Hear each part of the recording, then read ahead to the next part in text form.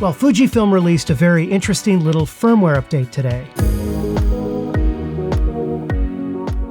Hi everyone, and welcome again, second time today, to Palda Tech. 3 separate Fujifilm cameras received a special firmware update today. I am talking about the X-T5, the X-H2, and the XS10. Now, for all 3 of these cameras, the firmware update addresses your various bug fixes, which I have no idea what they are specifically. However, in the case of the XS10, Fujifilm was very specific about the bug. This was the issue where the white frame around the autofocus point was not displayed correctly when autofocus mode was set to zone and the autofocus point display was enabled. That's now been fixed. However, the firmware update for the X-T5 and the X-H2 is far more interesting. In this update, there has been a change, or as Fujifilm calls it, a fix, in the color reproduction of 2 separate film simulations, nostalgic negative and ETERNA bleach bypass. Now, this bug only affected underexposed parts of the images.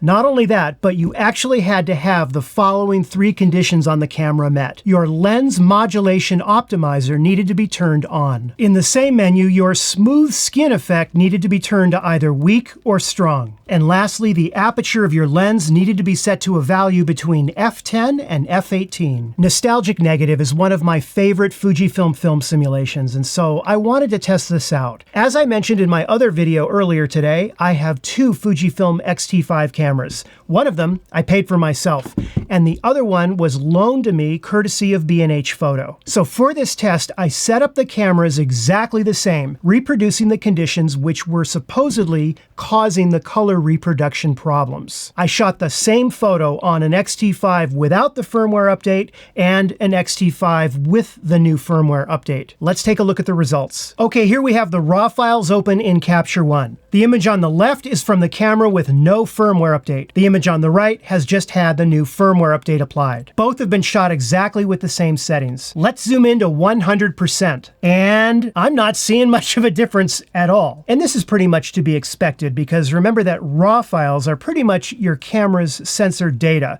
They haven't really been processed, especially for a film simulation, in the camera. That's done in Capture One. Let's look at the straight out of camera JPEGs now. And here they are, straight out of camera JPEGs with nostalgic negative film simulation applied to them. I'm gonna go ahead and zoom in about 100%. And I definitely do see a bit of a difference here. In the camera that has the firmware update applied, it appears to be a bit cooler. There's more blue tones. See that? Look, here versus here. Just overall a bit more blue than it is here. It's subtle, but it is there. Look at where it says X right in the corner of the version that doesn't have the firmware update versus the version that does. It's almost as if it has this pinkish cast to it that was removed with the new firmware update. Well, now this is interesting. Look at this area right here and right here versus here and here. What the heck is that? Let me zoom in. That's kind of weird, okay? Have a look at that. Wow. I am telling you, as sure as I am breathing, these cameras had the same settings, the same lighting, the same everything. Look at that.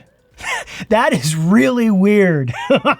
God, wow. And it's also here in the corner versus right here. Now, according to the firmware update, it says, color reproduction looks bad in the underexposure area of the image. That could very well be what this is, but man, that is a clearly obvious difference between the 2 images. It's only in the straight out of camera JPEGs. If I switch back to the raw files in Capture One, have a look at this. They're exactly the same. They're the same in the raw files, but on the JPEG, you had that maroon area. That's really weird. Let me tell you something. I've been doing a lot of testing and I've made a lot of videos for this channel. I am really surprised by this. This is a big deal. Whatever that is, that firmware, it fixed that problem. So anyhow, it's definitely worth getting. I highly recommend it. Good job, Fujifilm, in putting that little bug out. Anyhow, I could look at this all day, but let's move along. As always, I advise waiting a few weeks after any firmware update is released, particularly before applying it to any camera that you use for work or income generation, just to be sure that any last-minute issues are ironed out. Now, I am assuming then that this is going to be the final Fujifilm firmware update for this year. Fujifilm, for 2023,